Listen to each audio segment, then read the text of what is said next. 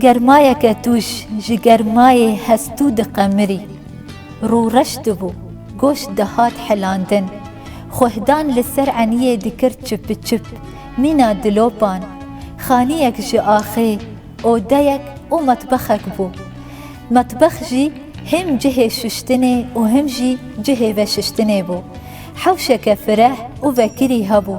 Lê tiştekî xerîb xuya dikir. Ku di her çarwerzan de baran bû û nedisekinî. Peşkên baranê mezin bûn, xaniyekî xweş bû, lê dîwar xemgîn bû. Pelên daran diweşiyan û yên bi şaxan ve mabû zer û çelmisî bûn. Bihên tê de nemabû. Cemê li dora xanî ne şîn bû ne spî bû, lê sor bû. Her dem diherikî, ne dimiçiqî û ne zûha dibû. Tu li ser disekinî, bi te re diaxivî. Tu diaxivî li te guhdar dikir û ne dipeyivî. Ew ode her dem derî li ser piştê bû. Her kes derbas dibû, lê gava çûn û hatin çê dibû. Her ew cem tije dibû. Keskayî bi saetan şîn dibû û bi xuleyan re hişk dibû.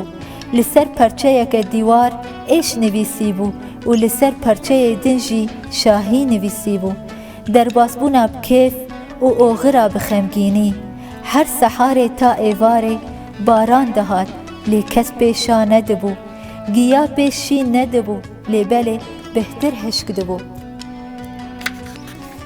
Pûş û beşt li ser banî xuya dikir û kîsên axê li ber ba difiriyan. Çandira li ser banî riziyayî bû.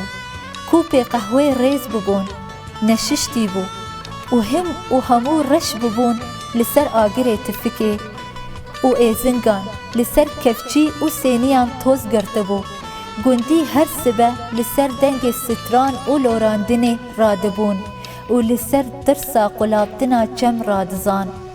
Ew xanî bû mijara rojane ji gundiyan re. Gelo wê çi bibe û çi bûye?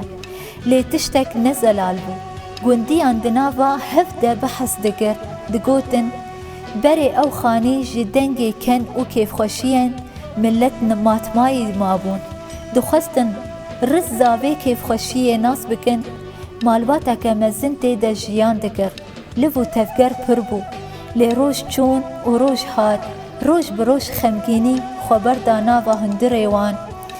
Diranê di davan de winda bû. Rûndikê çavan xulle bi xulle wan silav dikir.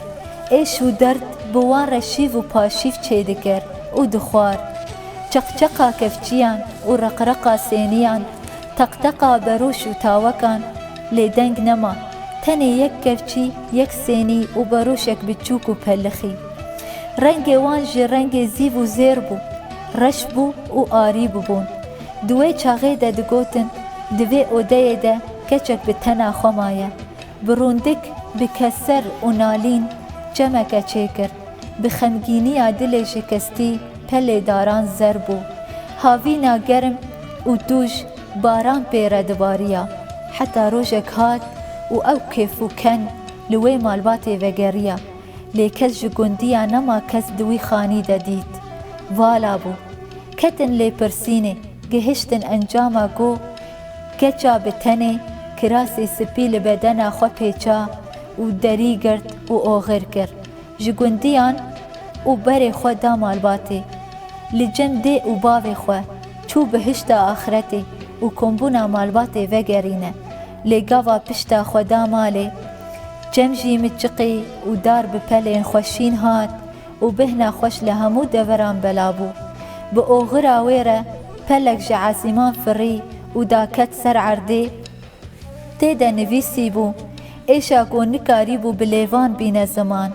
Jiyana bê malbat û bi taybet bê dê û bav, jiyaneke biêş e û barana havînê wê heval be û bi hişta malbatê xatir dixwaze.